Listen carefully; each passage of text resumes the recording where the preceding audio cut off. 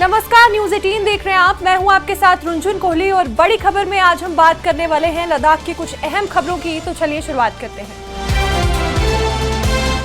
विनय कुमार सक्सेना ने आज लद्दाख के उपराज्यपाल पद की शपथ ग्रहण की। शपथ लेने के बाद उन्हें लद्दाख पुलिस द्वारा औपचारिक गार्ड ऑफ ऑनर दिया गया। लेह के चोगलमसर में central institute for Buddhist studies Nagarjuna stadium में भव्य शपथ ग्रहण समारोह का आयोजन किया गया।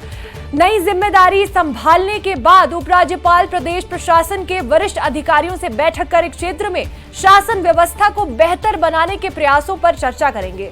इस दौरान वे लद्दाख के लेह और कारगिल जिले में विकास को तेजी देने की दिशा में हो रही कार्रवाई के साथ पर्यटन को बढ़ावा देने के लिए उठाए जा रहे कदमों के बारे में भी जानकारी लेंगे। मौके पर केंद्र सरकार ने 5 मार्च को वीके सक्सेना को कविंद्र गुप्ता की जगह लद्दाख का उपराज्यपाल बनाने का फैसला किया था। इस मौके पर उन्होंने कहा कि वह प्रधानमंत्री और गृह मंत्री का धन्यवाद करते हैं, जिन्हें उन्हें भारत में मुकुट कहे जाने वाले लद्दाख की सेवा का अवसर दिया गया। उन्होंने कहा कि वे सभी के साथ मिलकर काम करेंगे और क्षेत्र में विकास का एक मजबूत मॉडल विकसित करने की कोशिश करेंगे। माननीय प्रधानमंत्री जी और माननीय गृह मंत्री का धन्यवाद करना चाहता हूं कि उन्होंने मुझे भारत के मुकुट लद्दाख की जनता की सेवा के लिए, उनकी सुरक्षा के लिए यहाँ पर भेजा है। और मैं ये विश्वास दिलाना चाहता हूँ कि मैं उसी तरीके से सेवा करूँगा जो यहाँ की जनता को उसकी रिक्वायरमेंट है। मेरा डेवलपमेंट का मॉडल होगा कि मैं गांव-गांव में जाऊं, शहरों में जाऊं, उनकी क्या प्रॉब्लम्स हैं उनको सुनूं और समझूं और उसके बाद उसका निदान निकालूं। लद्दाख में बौद्ध महिलाओं के संपत्ति अधिकारों को लेकर मुद्दा उठाया गया है। लेह में प्रेस कॉन्फ्रेंस करते हुए जिला महिला कांग्रेस के अध्यक्ष एडवोकेट दिवन आंगमो ने कहा कि केंद्र शासित प्रदेश बनने के बाद लागू लद्दाख बौद्ध सक्सेशन टू प्रॉपर्टी एक्ट में बौद्ध महिलाओं को संपत्ति के बराबर अधिकार नहीं मिल रहे हैं। उन्होंने मांग की है कि इस कानून में संशोधन किया जाए ताकि बौद्ध महिलाओं को उनकी संपत्ति में समान अधिकार मिल सके। उन्होंने ये भी कहा है कि अगर इस एक्ट में बदलाव संभव नहीं हो सकता है तो फिर पहले की तरह हिंदू सक्सेशन एक्ट को ही लागू रखा जाए, जिससे महिलाओं को बराबरी का हक मिल सके। आंगमो ने बताया कि उन्होंने इस मुद्दे को लेकर मुख्य सचिव आशीष कुंद्रा से भी मुलाकात की है और उन्हें पूरी जानकारी दी है। उन्होंने उम्मीद जताई है कि सरकार इस मामले में सकारात्मक कदम उठाएंगी।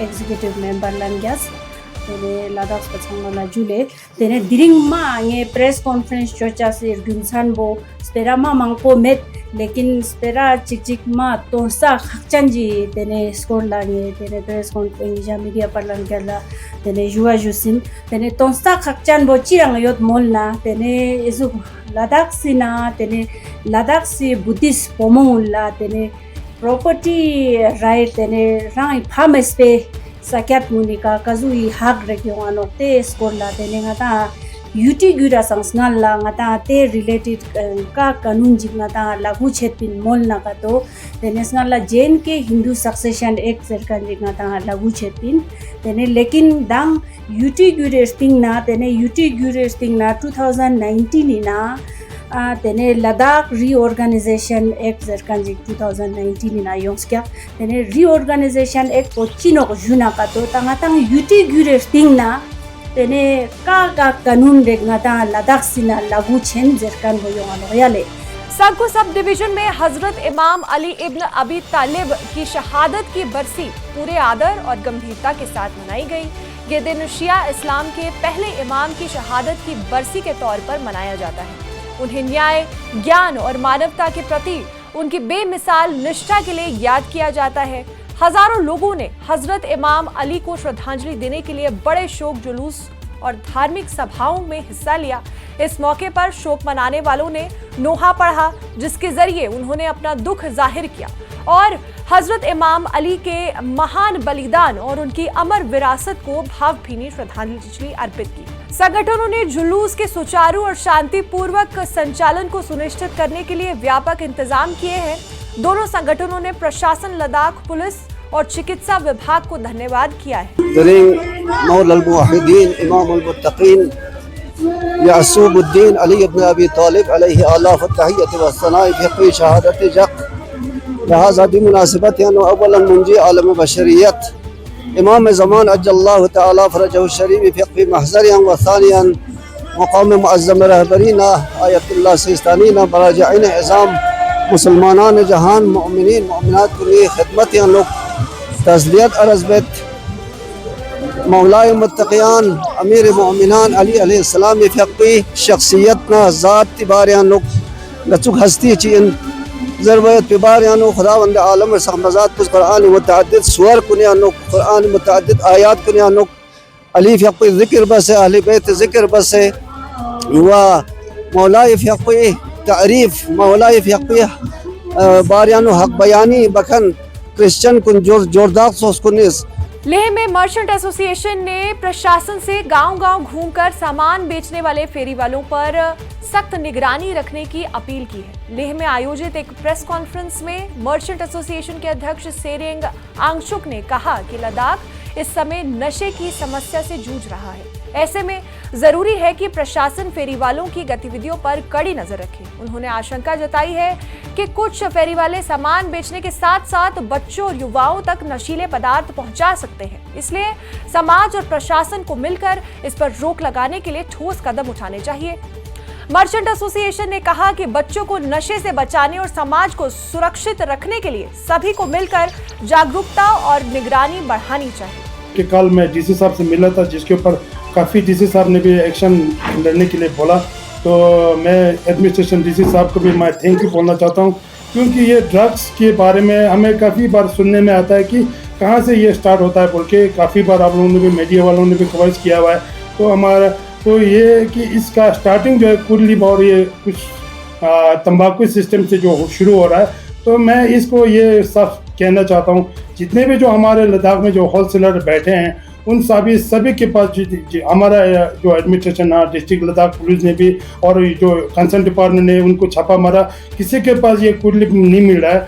तो ये सब सही है कि ये कुर्लीब कहाँ से आ रहा है और ड्रग्स का जो फैलाव हो रहा है हमारा वो किस तरीके से हो रहा है। तो हमारे नॉलेज के मुताबिक वो मैं लोगों को शेयर करना चाहता हूँ एडमिनिस्ट्रेशन को, कि ये जो हमारे लद्दाख में रोड खोलने के बाद, क्लियर रोड ओपन होने के बाद, कुछ 4 गाड़ियाँ आते हैं जो मोबाइलाइज करता है, कुछ इको वैन आता है, 207 में आता है, वो ऐसे छोटा गाड़ी आता है जिसमें एक सोचने में हम खुद सोच सकते हैं कि वो एक छोटा गाड़ी में सामान ला के लद्दाख पूरा घूम के जा रहा है, तो इसका मतलब उसमें क्या कमा सकता है। वो एक जनरल स्टोर का एक नॉन ब्रांड सामान लेके आके उस पर क्या कमा सकता है, वो हम खुद सोचने वाला बात है। लद्दाख में चोगलामसर पुल के पास बहने वाली सिंधु नदी इन दिनों प्रदूषण की समस्या से जूझ रही है। नदी में चिकन की दुकानों से निकलने वाले पंख और अन्य कचरा फेंके जाने से न सिर्फ पानी प्रदूषित हो रहा है, बल्कि आसपास के इलाकों में बदबू भी फैल रही है, जिससे पुल में गुजरने वाले लोगों को काफी दिक्कतों का सामना करना पड़ रहा है। यह हालात उस मिशन सिंधु क्लिनिक अभियान पर भी सवाल खड़े कर रहे हैं, जिससे अगस्त 2025 में हिल काउंसिल लेह और जिला प्रशासन ने शुरू किया था। उस समय प्रशासन ने सिंधु नदी को साफ करने का संकल्प लिया था और प्रदूषण फैलाने वालों के खिलाफ कार्रवाई की चेतावनी भी दी थी। वहीं चिकन दुकानदारों का कहना है कि उनके पास कचरा फेंकने की कोई व्यवस्था नहीं है। प्रशासन की ओर से कचरा उठाने की सुविधा नहीं होने के कारण ये मजबूरी में पंख और अन्य कचरा नदी में फेंक देते हैं। और अब ऐसे में सवाल उठता है कि पवित्र सिंधु नदी को साफ रखने के लिए शुरू किए गए मिशन का असर जमीन पर कब दिखाई देगा और प्रशासन इस प्रदूषण को रोकने के लिए क्या कदम उठाने वाला है। हम सब देख सकते हैं कि जो इंडस रिवर, जो सिंधु नदी बोलते हैं, वो हम बहुत पवित्र मानते हैं और यहाँ पर सिंधु दर्शन भी होते हैं। और आने वाले जो समय में बहुत बड़ा एक सिंधु महाकुंभ होने का एक जो मीटिंग हमने देखा हुआ है, तो एक बहुत पवित्र एक सिंधु नदी माना जाता है। और साथ में जब पिछले साल अगस्त में एक मुहिम चला था, मिशन इंडस क्लीनअप, सिंगे ट्रांसपोर्ट संघ लसगुल, जो यूटी एडमिनिस्ट्रेशन और हिल काउंसिल को लेकर दोनों ने एक इनिशिएटिव लिया था, जिसमें पूरे जितने भी जो इंडस बेल्ट में जितने भी गंदगी है उन सबको ये साफ़ करना और साथ ही साथ उस इनिशिएटिव को कंटिन्यू रखना। हमने मिशन स्टार्ट करने से पहले ओथ भी लिया था कि हम इंडस को क्लीन अप रखेंगे। अभी हम देख सकते हैं कि इंडस का हालत क्या है। इर्द गिर्द सराउंडिंग्स में बहुत सारी गंदगी पड़ी हुई है। मैं यही अपील करता हूँ, चाहे लद्दाख के हो, चाहे डाउन से हो, जो यहाँ पे बिजनेस कर रहे हो, चाहे चिकन का बिजनेस हो या कुछ भी बिजनेस हो, मैं उनसे यही अपील करता हूँ। मैं कृपया करके आप लोग ये समझिए कि इंडस में जो पानी बह रहा है वो कोई पीने के लिए यूज़ करता है, कोई खाने के लिए यूज़ करता है। 12 मार्च का दिन तिब्बतन वुमेन अपराइजिंग डे के तौर पर मनाया गया। तिब्बती महिला विद्रोह दिवस प्रतिवर्ष उस प्रदर्शन की याद में मनाया जाता है जिसमें ल्हासा में हजारों तिब्बती महिलाओं ने चीनी कब्जे के खिलाफ विरोध प्रदर्शन किया था। पामो कुसांग के नेतृत्व में ये ऐतिहासिक घटना 10 मार्च के विद्रोह के बाद हुई थी और इसमें महिलाओं ने पीपल्स लिबरेशन आर्मी को चुनौती दी थी। इसी दौरान लद्दाख के अलावा शिमला में भी तिब्बती समुदाय की महिलाओं ने चीन की नीतियों के खिलाफ जोरदार प्रदर्शन किया। कार्यक्रम में तिब्बती महिला संघ के प्रतिनिधियों ने कहा कि चीन की नीतियों के कारण तिब्बत में मानवीय अधिकारों का लगातार उल्लंघन हो रहा है। उन्होंने तिब्बत की स्वतंत्रता की मांग करते हुए कहा कि तिब्बत की आजादी न केवल तिब्बती लोगों के लिए बल्कि भारत की सुरक्षा के लिए भी महत्वपूर्ण है।